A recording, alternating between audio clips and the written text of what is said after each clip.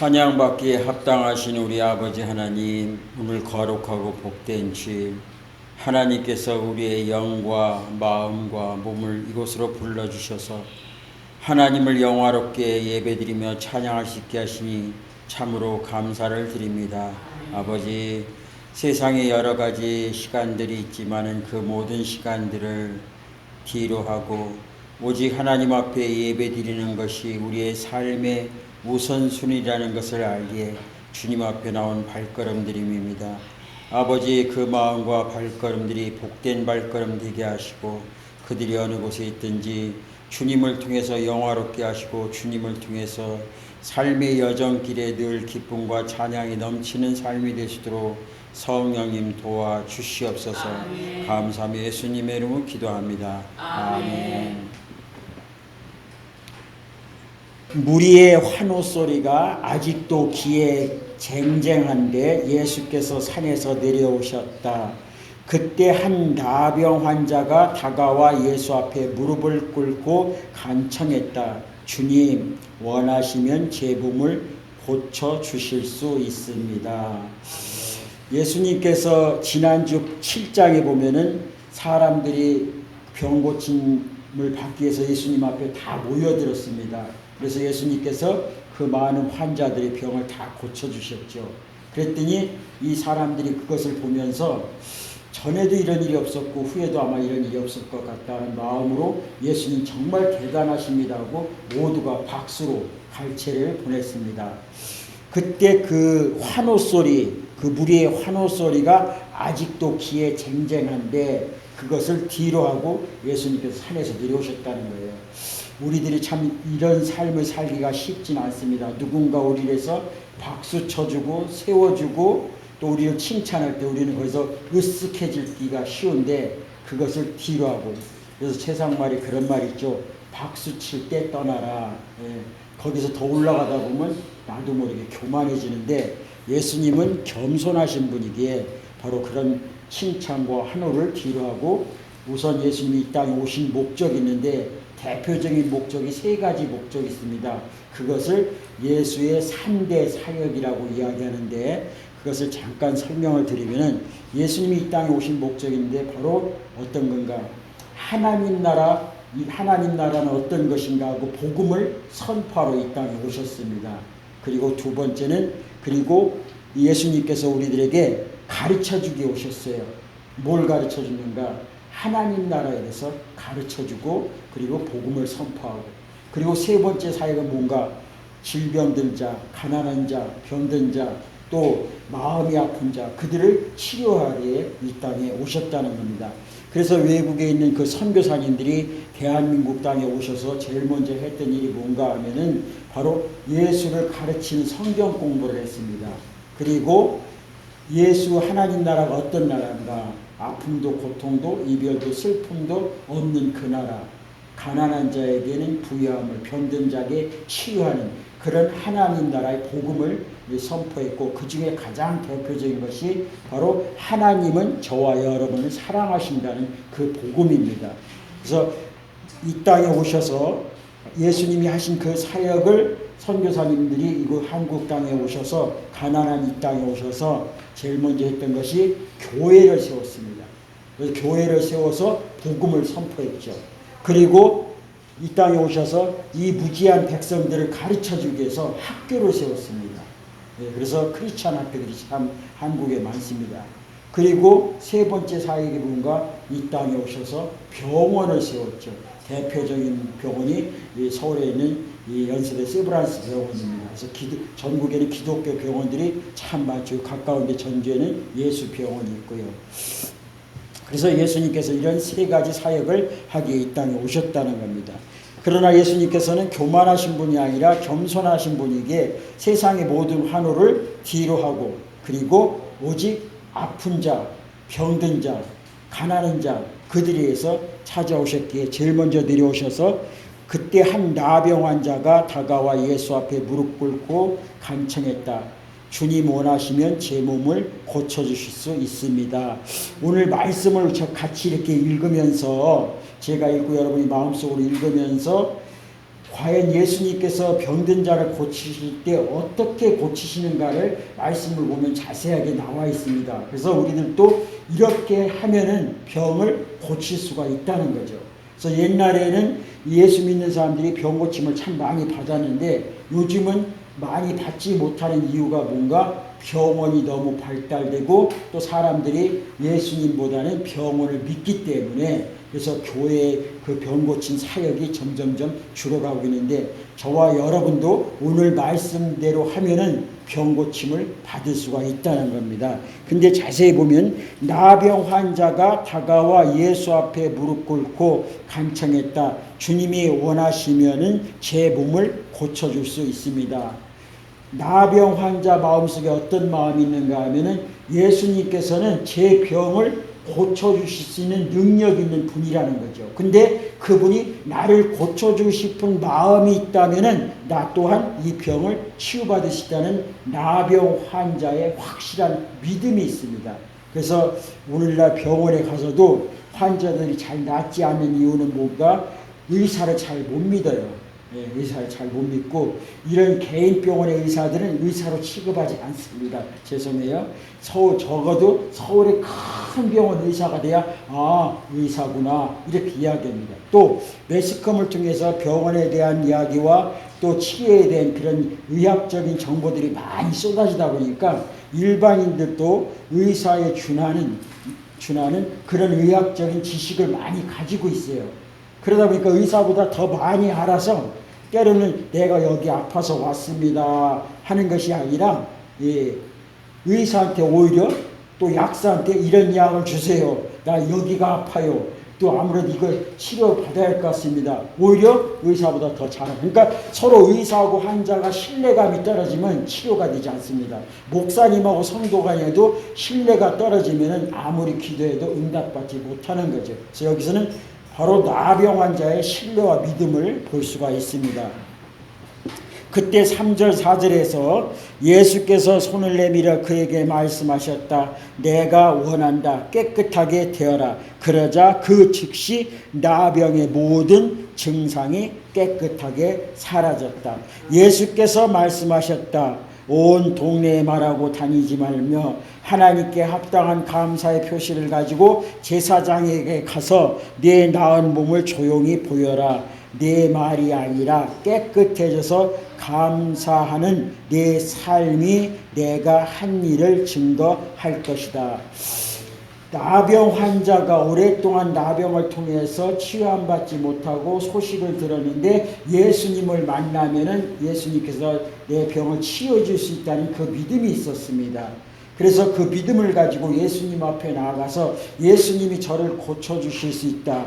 고쳐주길 원한다면은 제가 그것을 믿습니다. 그러면 저도 치유함 받을 수 있다 하니까 예수님께서 이 나병 환자의 믿음을 보시고 그래 내가 너 고침받기 원한다. 나서라니까 그 믿음을 보시고 그리고 그 말씀대로 하니까 그대로 나았다는 거죠. 그래서 이 나은 것을 가지고 사람들에게 막 이야기하려고 그렇게 하지 말고 나의 삶의 행실 그 이야기는 무슨 얘기가 내가 치료함 받고 예수님 때문에 치료함 받았습니다 하는 것을 내 삶으로 보여줄 때 그 또한 영광을 돌릴 수 있다는 겁니다. 그러면서 5절 6절에 보면은 예수께서 가버나움 마을에 들어가시자 로마군 지휘관 하나가 당황한 표정으로 다가와 말했다. 주님, 저의 종이 병들었습니다. 걷지도 못하고 고통이 심합니다. 7절 9절이요. 예수께서 말씀하셨다. 내가 가서 고쳐주겠다. 그러자 지휘관은 이렇게 말했다. 아닙니다. 그렇게 수고하실 것 없습니다. 그저 명령만 내리시면 저희 종이 낫겠습니다. 저도 명령을 받기도 하고 내리기도 하는 사람입니다. 제가 한 병사에게 가라고 하면 가고 다른 병사에게 오라고 하면 옵니다. 그러고 저희 종에게 이것을 하라고 하면 합니다. 예수께서 크게 놀라시며 말씀하셨다. 하나님을 알고 그분이 일하시는 방식을 훤히 알아야 마땅한 이스라엘 백성 중에서도 이렇게 단순한 믿음은 아직 보지 못했다.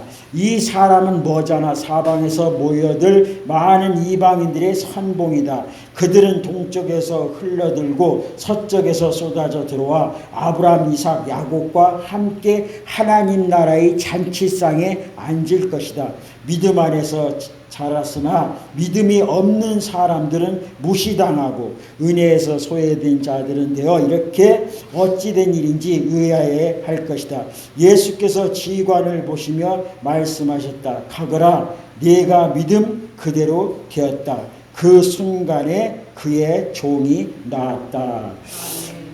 예수님께서 좀 전에 그 나병 환자를 고치셨습니다. 그 고치는 방법은 어떻게 고쳤는가 하면 그 나병 환자의 믿음을 보고서 예수님이 나를 고쳐주실 수 있다는 그 확실한 믿음을 보고, 그리고서 예수님께서 그를 불쌍히 보고 고쳐주셨습니다. 그리고 좀 이따 한 발짝 가서 이 가버나움 쪽에 가고 있는데 한 백부장이 왔어요. 여기 이제 로마 군사인데, 이 사람은 다른 성경에 보면은 그 밑에 부하가 100명을 거느리고 있는 한 중대장 정도, 소대장 정도 위치에 있는 사람입니다. 근데 그 사람이 밑에 부하가 있는데 부하가 중풍병으로 힘들어하고 고통당하고 있습니다. 그래서 이 로마 이 장교가 자기 부하의 고통당하는 모습을 보고 마음에 측은히 불쌍히 여겨서, 비록 내가 예수를 믿지 않지만은 이 예수님을 만나는 사람들마다 다 병 고침을 받았다는 그 소식을 듣고 예수님께 찾아왔습니다. 그러면서 예수님, 저는 이 로마의 한 장교로서 제 밑에 100명을 거느리고 있는 장교입니다. 근데 제 밑에 거느리고 있는 한 병사가 지금 중풍병으로 오랫동안 고통을 당하고 있는데 소문에 듣자니 예수님께서 많은 병자들을 고치신다고 합니다. 그러니 이 불쌍한 병사를 보시고 좀 고쳐주십시오. 이렇게 이야기했더니 그 예수님께서 뭐라고 말씀하시는가? 그러냐? 보면 대단한 거거든요. 예수를 믿지 않는 사람이 나를 보고 하나님이 보낸 아들 예수라는 걸 알고 내가 병을 고쳐준다는 그 믿음을 가진 거죠. 그러면서 예수님이 대단해서, 그래? 그럼 너네 집 가보자. 너의 그 부대에 가서 내 그 병사를 고쳐주겠다. 이렇게 이야기했는데 이 로마 그 장교는 믿음이 좀 더 업그레이드 돼서 어떤 믿음을 가지고 있는가 하면, 예수님, 저희 집에 오지 마십시오.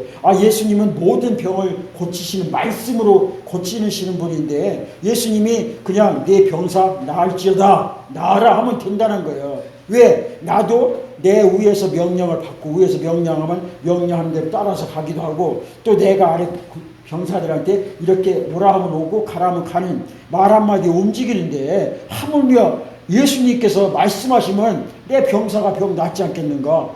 예수님 보면 감동받았습니다. 세상에 이런 믿음이 어디 있는가? 꼭 만져야 이렇게 안수를 해야 낫고, 주사를 맞아야 낫고, 이렇게 하는 줄 알고 약을 먹어야 낫는 줄 알았는데, 이 병사는, 이 장교는 그냥 말씀만 해도 나을 줄 아는 그런 믿음을 가진 엄청난 믿음의 소유자이죠.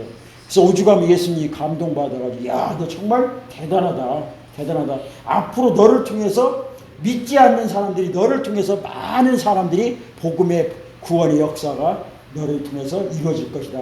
오히려 믿는다고 하면서 믿지 못하는 그 사람들이 오히려 너를 믿음의 대상으로 삼을 만큼 정말 대단하다. 그래, 네 말대로, 네 믿음대로 네 병사는 나았다 하니까 그 말이 떨어진 순간 즉시로 그 병사가 나았다는 거죠. 그래서 제가 여러분들에게 여기서 기도하는 겁니다. 가난한 자에게 가난을 회복할 수 있는 경제력을 회복하여 주시옵소서. 또 병든 자에게 예수님은 명하노니 그 병든 자에게 손을 얹어 곧 나아지라는 것처럼 지금 말씀하오니 그 병이 치유되는 역사가 나타나게 하여 주시옵소서. 그러면 그 병이 낫는다는 거예요. 근데 요즘에는 목사가 가가지고 손을 얹고 기도하고 아무리 해도 안 나서요. 근데 옛날에는 60년대 70년도에는 우리나라 한강 그 여의도 광장에서 그 수백만 명 되는 그 인파가 와가지고 목사님이, 옛날에 그 빌리그레 목사님이 오셔서 설교하면은 그 사람들이 올 적에 목발을 짚고 왔다가 목발을 집어던지고 걸어갔어요. 그런 일들이 나타났다. 심지어는 기다란 장대에다가 목사님이 쓰던 손수건을 묶어가지고 막 이렇게 하면 그 손수건만 이렇게 닿아도 그냥 다 나섰어요. 왜 그랬을까요? 오늘은 손을 아무리 얹고 이리 두드리고 저리 두드려도 안 났는데 옛날에 손을 안 대도 났다는 거예요. 옛날에는 진짜 믿었어요. 이분이 기도하시면 난 나을 것이다. 하나님이 말씀하시면 난 나을 거다. 하나님 말씀을 붙들고 내가 그렇게 살아가면 이 가난에서 벗어날 것이다. 그런 철저한 믿음이 있었어요. 왜? 옛날에는 너무나 가난하고 힘들고 병 들면 돈이 없으면 그냥 죽을 수밖에 없어요. 그러니까 병원도 못 가고 왜냐하면 무통이 너무 높으니까 그저 하나님 앞에 울면서 기도할 수밖에 없어요. 금식을 하면서 통곡을 하면서 하나님 앞에 눈물로 옛날 우리 어르신들이 그렇게 눈물로 기도해서 이 땅에 복음의 역사가 이렇게 나타난 거죠. 근데 오늘날에는 뭘 믿냐? 돈을 믿어요. 돈이면 뭐든지 다 할 수 있다고 생각해요. 결국 우리가 지금 나병 환자를 고치는 모습을 보았고 백부장의 그 군사의 부하를 고치는 것 같습니다. 공통점은 뭔가? 하나님은 예수님은 나를 가난에서 부하게 해주시고 질병에서 나를 치료해 주시는 분이라는 것을 그 믿음만 있으면 고칠 수 있다는 거예요. 그 믿음만 있으면 나을 수 있다는 확신이 오늘 두 사람의 그 치유함을 통해서 알 수가 있습니다. 그러면서 14절 15절 보면은 일행은 베드로의 집 앞, 예수님과 그 일행들이 베드로의 집 앞에 와 있었다. 예수께서 그 집에 들어가시니 베드로의 장모가 몸져 누워 있는데 열이 불덩이 같았다. 예수께서 그녀의 손을 만지자 열이 떨어졌다. 그녀는 곧 기운을 차리고 일어나 그분을 위해 저녁을 준비했다. 베드로 하면 예수님이 제자입니다. 근데 그의 장모님이 열병으로 누워있다는 거예요. 마침 그 집에 가니까 장모가 누워있으니까 가가지고 예수님께서 손을 얹은 거예요.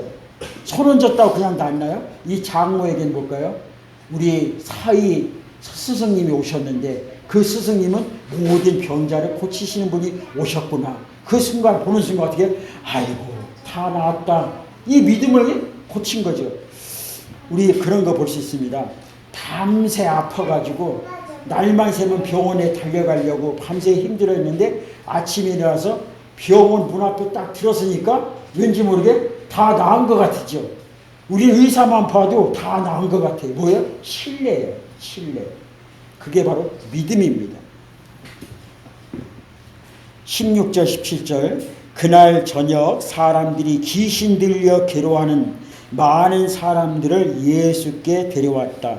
예수께서 마음에 고통당하는 사람들을 구해주셨고 몸이 아픈 사람들을 고쳐주셨다. 예수께서 이사야의 유명한 설교를 성취한 것이다. 그가 넘겨서 우리의 아픔을 당하셨고 우리의 질병을 짊어지셨다.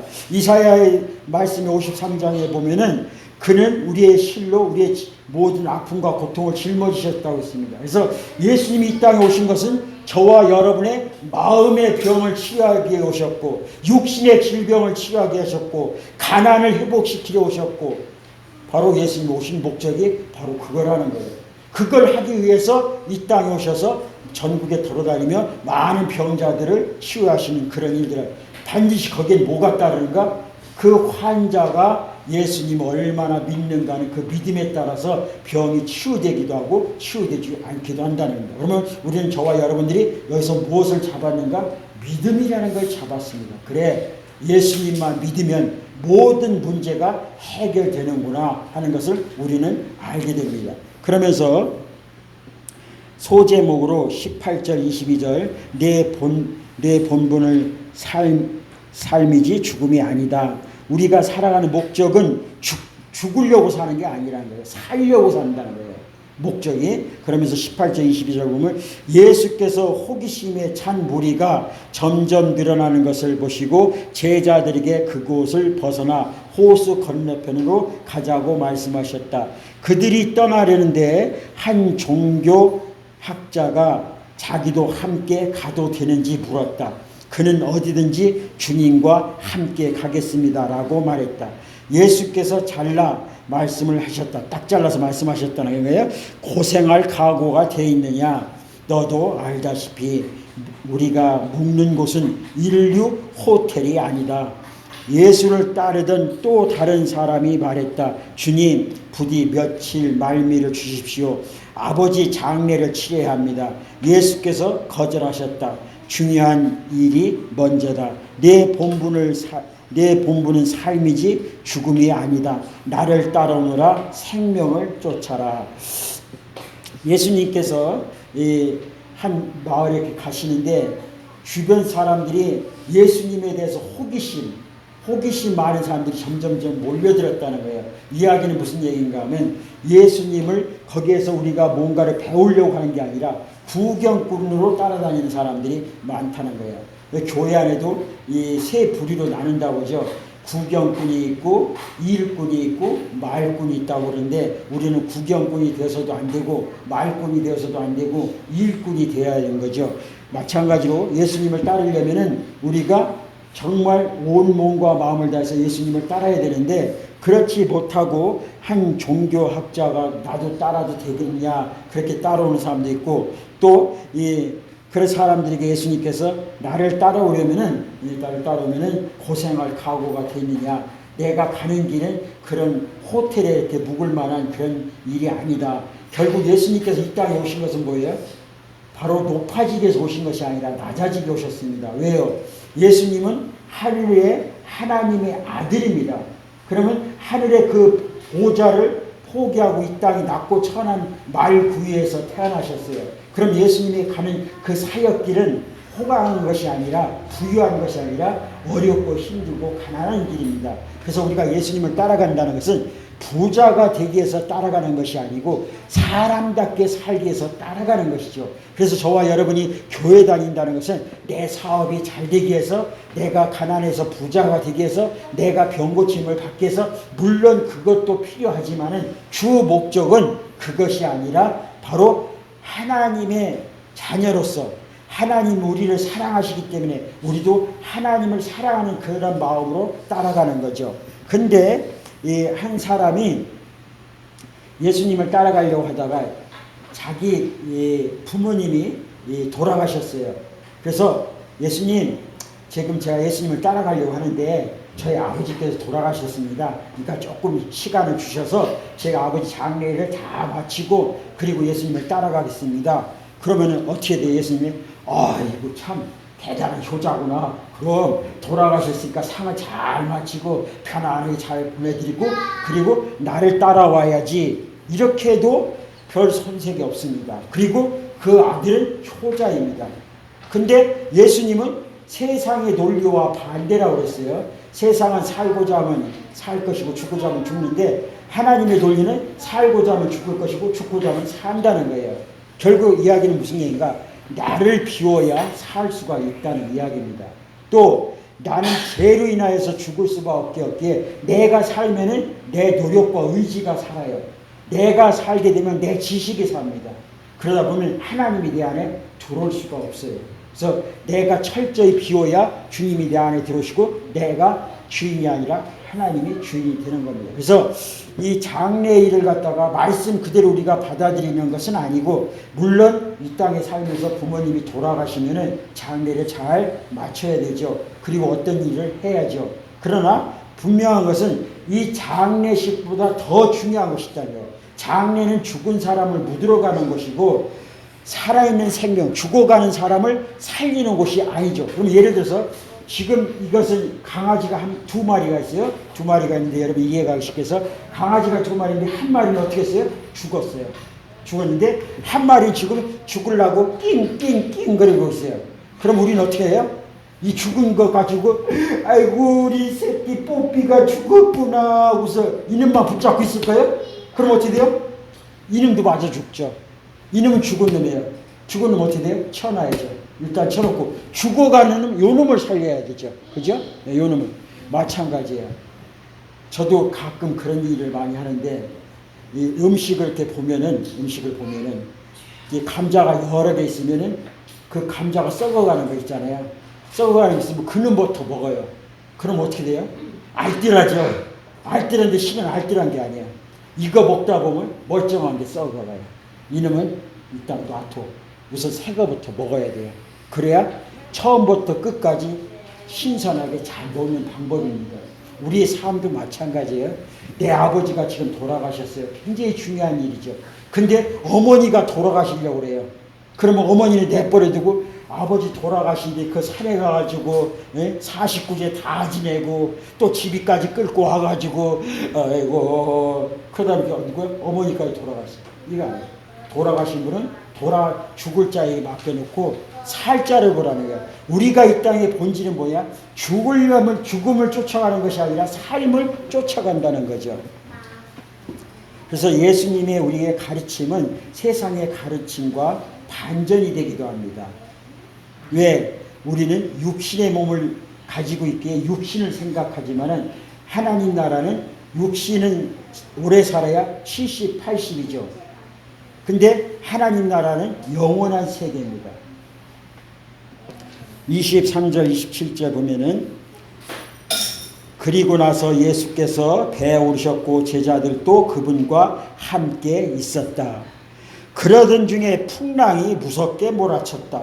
파도가 배 안으로 들이치는데 예수께서는 곤히 주무시고 계셨다. 제자들이 다급하게 그분을 깨웠다. 주님, 우리를 구해 주십시오. 이러다가 빠져 죽겠습니다. 예수께서 그들을 꾸짖으셨다. 어째서 너희는 이토록 용기 없는 겁쟁이란 말이냐. 그러더니 일어나셔서 바람에게 잠잠하라, 바다에게 잔잔하라 명령하셨다. 잠잠하여라. 바다는 고요한 호수처럼 되었다. 제자들은 깜짝 놀라서 눈을 비볐다. 이게 어찌된 일인가. 바람과 바다가 그의 명령에 복종하더니. 예수님의 권한을 여기서 얘기하고 있거든요. 예수님은 병든 자를, 육신의 병을 치유하시는 분이기도 하고 또 마음의 병을 치유하시는 분이기도 합니다. 그뿐만 아니라 세상 모든 자연을 말씀으로 주관하시는 분이죠. 그러니까 사람의 육신의 몸도 주관하시지만 이 아름다운 자연도 하나님께서, 예수님께서 마음대로 좌주시한다는 거예요. 비가 오지 않는 곳에 비를 오게 할 수도 있고 비 오는 것을 멈추게 하실 수도 있고 또 이런 대낮에 햇빛이 쨍쨍 나는 이 여름철에 우박을 쏟아내리기도 할 수 있는 것이 바로 예수님이라는 거예요. 그게 자연의 섭리인데 그것을 주관하시는 분이 바로 하나님 예수님이라는 거죠. 오늘 이 상황을 여기서 말씀해 주고 있습니다. 그러면 우리가 살아가는 데 있어서 우리의 몸뿐만 아니라 자연까지도 주관하시는 그 하나님을 우리가 고백합니다. 예수님이 이제 그 갈릴리 호수입니다. 호수인데 민물인데 워낙 넓다 보니까 소위 이제 바다라고도 이야기합니다. 어디는 갈릴리 바다, 갈릴리 호수 이렇게 이야기하는데 그렇게 넓은 호수라는 거죠. 그 호수를 이렇게 배를 타고 가는데 거기에 예수님의 제자들과 예수님이 이렇게 같이 타고 이렇게 그 갈릴리 호수를 이렇게 지나가고 있습니다. 근데 갑자기 순풍이었던 이 호수가 갑자기 광풍이 불면서 막 비바람이 몰아치는 거예요. 막 몰아치니까 배가 흔들흔들하면서 빠지기 일보 직전했습니다. 그러니까 이 사람들이 이 예수님의 제자들은 어떤 사람인가 하면 그 갈릴리 지역에 사는 사람들이라 어려서부터 이 숨만 쉬면 물속에 들어 텀벅 수영을 했던 전문가들입니다. 그리고 배를 어려서부터 타고 다녔던 그 사람들이 잔뼈가 이미 굵었던 어부들이었습니다. 그러다 보니까 이런 풍랑이 쳐도 자기네들 어떤 방법을 하면은 잘 빠져나올 수가 있는데 이 풍랑은 예사스럽지 않게 다른 때와 달리 자기 수단 방법을 다 동원했음에도 불구하고 계속 이 배가 빠지기 직전이라는 거예요. 그래서 이 어부들이 두려움을 느낄 정도예요. 자기가 어떤 일에 전문가가 있어서 그 전문가에게서 그 일에서 두려움을 느낄 때 사람은 그때 신을 찾게 됩니다. 예를 들어서 내 몸이 건강하다고 생각했고 나는 끝도 없다고, 나는 지금 막 돌을 씹어도 소화가 잘 된다고 건강했던 사람이 몸에 약함이 와서 그 약함을 내가 이 방법을 하면 이겨나가지 했는데 여러 방법을 동원했음에도 불구하고 거기서 이겨나지 못할 때 사람은 두려움을 느끼게 되는 거죠. 오늘 이 풍랑의 어부들이 두려움을 느꼈습니다. 그때 예수님을 깨우는 거예요. 예수님 우리가 바다에 빠져서 죽게 생겼습니다. 그랬더니 예수님께서 뭐라고 하셨어요? 여기 보면 왜 두려움에 떨고 있는 겁쟁이냐 있는데 다른 말씀에 보면 왜 믿음이 적은 자들이여 어찌하여 의심하느냐 이렇게 표현하고 있습니다. 앞에 두 병자들 고치는 것 또한 많은 병자들 고치는데 거기에 믿음을 이야기하고 있고요. 오늘 우리가 삶을 살아가고 있는 이 내동교회라는 이 배 안, 또 여러분들이 살고 있는 그 가정이라는 배 안에 풍랑이 몰아칠 때 어머니 아버지 힘들여서 수고하고 노력하지만 그 풍랑이 잔잔하지 않을 때 있어요. 우리 가는 여정길에 매일같이 순풍만 있으면 얼마나 좋겠습니까? 때로는 경제 어려움이라는 그 한파가 몰아치고 때로는 질병이라는 그 풍랑이 몰아쳤을 때 우리가 몸부림치지만 또 대한민국과 같이 옛날 IMF라는 그 풍랑을 위해서 이 대한민국이란 거대한 배가 빠지기 직전에 있을 때 또 지금도 일본과의 관계 속에서 모든 사람들이 힘들고 어렵다고 얘기합니다. IMF는 저리 가라고 더 힘들다고 어려운 이 풍랑 속에서 우리는 좌지우지하며 또 힘들어하며 갈 바를 알지 못하는 그런 힘든 어린 아이들과 같이 지금 허덕이고 있습니다. 그때 이 아이들이 이 제자들이 누굴 깨웠는가 하면 예수를 깨웠습니다. 예수님, 이 풍랑이 이렇게 몰아치는데 어떻게 예수님은 잠만 주무십니까? 예수님이 피곤해서 물론 주무시기도 하겠지만 예수님이 얼마나 심심했으면 거기서 주무셨겠는가. 우리들이 이 풍랑 안에서 어머니 아버지 하니 자기네들이 다 세상 여러 풍파가 와도 내 안에 예수님을 우리 구주로 모셨음에도 불구하고 예수님 앞에 도움을 신청한다든지 아니면 예수님과 매일 대화하지 않았으면 얼마나 심심했으면 예수님이 주무셨겠는가를 한번 생각해 보는 거죠. 그때 늦게나마 예수님을 깨운 거예요. 예수님, 이러다가 우리 다 죽겠습니다. 그랬더니 예수님이 일어나서 믿음이 적은 자들아, 이 겁쟁이들아, 뭘 두려워하느냐? 나와 지금 함께하고 있지 않느냐? 나와 지금 함께하고 있지 않느냐? 그러면서 예수님께서 일어나셔가지고 그 풍랑이 몰아치는 것을 이 바다야 풍랑아 잔잔하라 하니까 금세 신기하게 그 풍랑이 잔잔했다는 거죠. 그러면 이 사람들이 보고서 도대체 이게 어떻게 된 일이야? 이 자연 이 풍랑이 어떻게 그 명령에 잠잠하고 도대체 저분이 누구시냐? 네. 저와 여러분들의 배는 여러분이란 가정이라는 그 배 안에 저와 여러분 타고 있는 이 교회 안에는 지금 누가 계신가? 예수님이 계시다는 거죠. 저와 여러분의 눈물을 닦아주시는 그 예수님이 지금 저와 여러분과 함께하고 싶다는 거예요. 그 함께하고 있는 그 예수님을 우리가 믿음으로 받아들이면 모든 것을 다 잠재울 수가 있는데 우리는 예수님을 잠재울 수 있도록 내버려두고 예수님을 깨우지 못해서 이 풍랑으로 인해서 우리가 계속 힘들어하고 있다는 겁니다. 그러면서 귀신 들린 두 사람 28절 31절 가다라 지방에 내린 일행은 미친 사람들과 마주쳤다. 그들은 묘지에서 나왔는데 두 사람 모두 귀신이 피해자였다. 그들은 너무 오랫동안 그 지역을 공포에 몰아넣었던 터라 그 길을 다니는 것을 모두가 위험하게 생각했다. 그들이 예수를 보더니 소리를 질렀다. 바로 무슨 일로 우리에게 힘들게 합니까? 당신은 하나님의 아들입니다. 당신은 아직 여기에 올 때가 아닙니다. 저만치 멀리서 돼지떼가 땅을 파헤치며 먹는 것을 찾고 있었다. 악한 귀신들이 예수께 애걸했다. 우리를 이 사람들한테서 내쫓으시거든 돼지들 속에 들어가게 살게 해주십시오. 예수께서 말씀하셨다. 좋다, 여기서 나가라. 그러자 돼지들이 미쳐서 우르르 벼랑으로 몰려가더니 바다에 빠져 죽었다. 돼지를 치던 사람들이 혼비백산하여 달아났다. 그들은 미친 사람들과 돼지떼에게 벌어진 일을 마을 사람들 모두에게 말했다.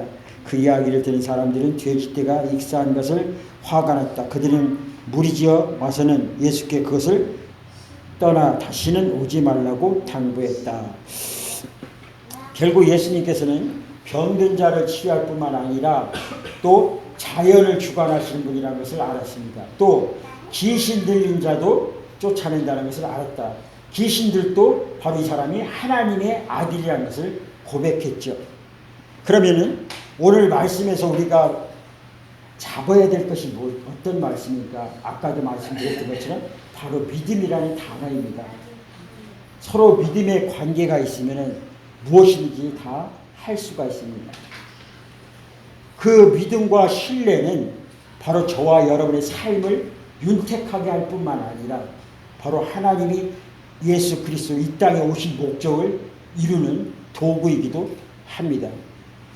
여러분들이 오늘 말씀을 좀 더 이해하기 쉽게 해서 하나의 예를 들어서 제가 설명하고 오늘 말씀을 마치려고 합니다. 어느 한 아버지가 있었는데 그 아버지에게 중학교 되는 아들이 하나 있었습니다. 가정 형편이 이렇게 썩 좋지 않아서 그 아들이 한 가지 소원이 있었습니다. 자기 친구들은 좋은 컴퓨터를 가지고 있는데 이 아이는 아직까지 집에 컴퓨터가 없어요. 그래서 아버지한테 이야기합니다. 아버지, 저희 컴퓨터 하나만 사주시면 공부도 잘하고 정말 아버지 말씀 잘 들을게요. 그렇게 이야기했는데 이 아버지께서 그 아이에게 이렇게 합니다. 조금만 기다려라. 조금만 기다리면 아버지가 컴퓨터를 사줄게. 근데 그 가정 형편상 사줄 형편은 안 됩니다. 그래서 결국엔 나중에 있다가 그 아들이 아버지에게 이렇게 이야기하는 거예요. 아버지, 컴퓨터 언제 사주실 거예요? 조금만 기다려. 그러다가 결국에 이 아들이 이렇게 이야기합니다. 아버지, 정말 제 소원이 컴퓨터 하나 사고 싶은 건데 하나만 사주세요. 그랬더니 어느 날 집에 오시더니만 그 성경책을 하나 사가지고 왔어요. 성경책 사서 예쁘게 포장을 해가지고 포장을 해서 그래서 아들에게 주는 겁니다. 너가 이 성경을 하나님 말씀 성경을 잘 끝까지 정독해서 읽으면은 하나님께서 너에게 컴퓨터를 주실 거다, 사주실 거다. 나는 너에게 컴퓨터 사줄 힘이 없지만은 하나님은 분명히 너에게 컴퓨터를 사줄 것이다. 그렇게 이야기라고 성경을 주었습니다. 근데 그러고 세월이 흘러서 이 아이가 중학교를 졸업하고 고등학교를 졸업하고 일을 악물고 그렇게 해서 살아왔어요. 그래서 이제 고등학교 대학에 이제 들어갈 때쯤 돼서 정말 그동안 이렇게 살아왔지만 정말 컴퓨터가 필요한데 대학에 가서 정말 컴퓨터가 필요한데 아직까지도 그 아버지가 나에게 컴퓨터를 사주지 않고 그런 모습 속에서 늘 마음속에 불만이 가득했습니다. 근데 이 아버지가 설상 가서 이제 돌아가시게 되었어요. 돌아가시기 이제 마지막 유언을 하려고 하는데 그 아들이 아버지 앞에 와서 그런 얘기입니다. 아버지 돌아가시는데 제가 아버지한테 늘 서운한 마음과 속상한 마음이 아직도 가득한데 그 마음을 제가 아버지한테 풀지 못했어요. 그래서 아버지한테 제 마음을 풀어야 저도 마음이 편하고 아버지도 이렇게 잘 돌아가실 수 있게 되지 않겠냐. 그러니까 아버지가 얘기했습니다. 그 아들이 얘기하니까 아버지가 그래 뭔가 얘기해봐라.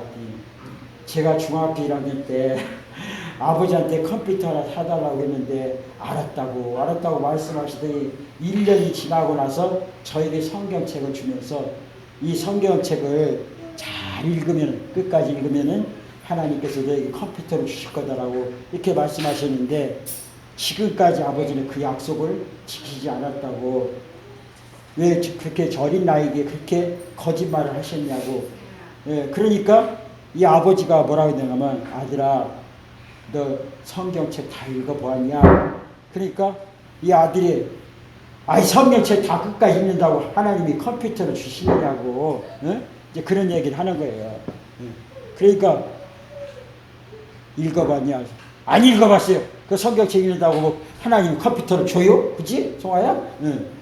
그러니까 고개를 푹 떨구더만 하나님은 분명히 너에게 약속을 하셨다. 분명히 너에게 약속 주실 거다. 그러고 돌아가셨어요. 그러니까 이 아들이 있다가 아버지 장례를 다 마치고 나서 책상에 앉아가지고 그런 얘기를 하는 거예요. 도대체 아버지가 끝까지 돌아가시면서까지 내가 형편상 너에게 컴퓨터를 사줄 수가 없어서 미안하다.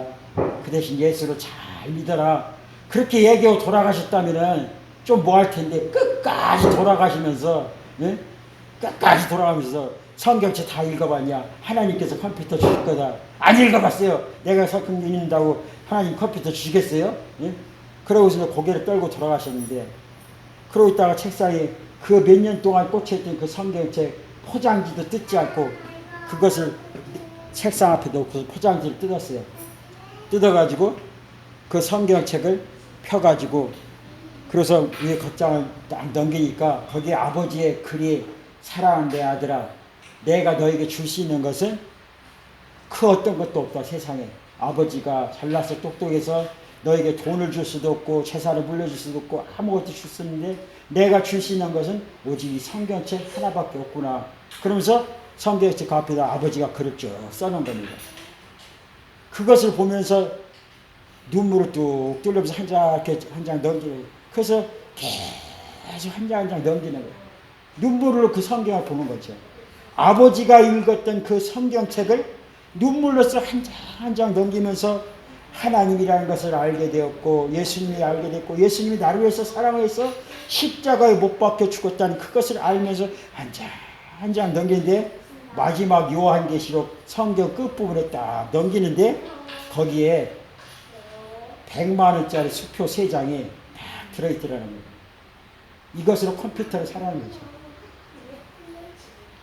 그 아들이 그 성경의 수표 3장을 딱 보는 순간 눈물이 막 펑펑펑 쏟아지면서 그 아버지 깊은 사랑을 모르고, 이 성경을 내가 읽었더라면 좀 더 내가 철이 들어서 아버지 사시는 동안 더 마음 편한 효자가 됐을 건데 하면 후회 아닌 후회를 하면서 그것을 보고, 그 300만 원이 아버지가 노동일하면서 나가서 뭐 1년 동안 모아가지고 그걸 갖다가 성경에다 넣어놓은 거예요.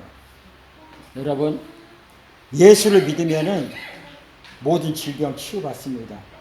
예수 믿으면 마음의 병도 치유받습니다. 예수 믿으면 부자가 됩니다. 근데 예수를 안 믿어도 부자가 됩니다. 예수를 안 믿어도 병 고침받을 수 있습니다. 예수를 안 믿어도 마음의 병 치유될 수 있습니다. 그러나 예수를 안 믿으면 할 수 없는 게 있어요.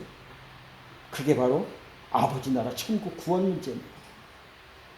그것은 반드시 예수를 믿어야만 아버지 나라 갈 수가 있어요. 그것 때문에 바로 예수님께서 이 땅에 오셔서 나의 죄 때문에 십자가에 피 흘려 죽으셨다는 거죠. 오늘 우리에게 믿음을 통해서 어떤 질병도 치유 안 받을 수 있고, 어떤 귀신도 다 쫓아낼 수가 있고, 가난도 마음의 병도 다 치유되고 회복될 수가 있어요. 그러나 이것은 예수님이 하늘에서 왔다는 것을 우리에게 보여주는 표적이지, 기적이지, 예수님이 이것 때문에 오시진 않았어요. 바로 우리가 이 땅에서 어머니 뱃속에서 10달이면 나와야 되고, 이 땅에서 70년 80년 더 강건하면 100살이면 어디론가 떠나야 되는데, 그 어디로가 어딘가 바로 아버지 나라 저 천국과 지옥 두 갈래 길이라는 거죠. 그 두 갈래 길에서 우리는 구원의 하나님의 복음이 내 안에 없으면은 우리는 영원히 지옥불로 떨어질 수밖에 없다는 거예요. 바로 예수님께서는 저와 여러분을 아버지 나라까지 인도하기 위해서 이 땅에 오셨고, 그 아버지 예수 그리스도를 믿게 하기 위해 때로는 기적이 필요해서 기적을 행했고, 때로는 마음의 질병들을 회복해줬고, 가난한 자에게는 때로는 부유함을 회복했지만 그것이 결국 예수님이 이 땅에 오신 목적이 아니라요. 절에 다녀도 부자 될 수 있습니다. 또 유교나 힌두교 믿어도 다 병 고침 받을 수 있고 부자 될 수 있습니다. 그러나 오직 예수님만이 구원의 길, 오직 예수만이 그 어떤 이름도 아버지 나라에게 올 수 있는 그 축복의 구원의 길을 허락한 길이 없기에 바로 예수님께서 저와 여러분의 구원의 길로 오셨다는 겁니다. 오늘 우리의 삶에 있어서 주님은 나를 위해 오셨고, 나를 위해 죽으셨고, 나를 위해 부활하셨고, 나를 아버지 나라로 인도하게 오셨다는 것을 믿음으로 받아들이면 저와 여러분의 불편하고 힘든 부분들, 그것까지도 회복하여 주시는 예수님인 것을 믿기를 소망합니다. 기도하겠습니다. 사랑이 많으신 우리 아버지 하나님 감사합니다. 오늘 또 하나님께서 우리를 사랑하셔서 하나밖에 없는 독생자 예수 그리스도를 이 땅에 보내주셨습니다. 세상 어떤 지식과 방법과 이론과 경험으로도 우리의 육신의 불편함을 회복할 수 있습니다. 그러나 구원 문제만큼은 세상의 그 어떤 것으로도 해결할 수가 없고 그 어떤 종교로도 해결할 수가 없습니다. 오직 하나님의 아들 예수 그리스도만이 우리의 구원의 길이요 진리요 생명이기에 우리가 그 주님만을 믿고 찬양합니다. 주여 도와주시옵소서. 감사하며 예수님의로 기도합니다. 아멘.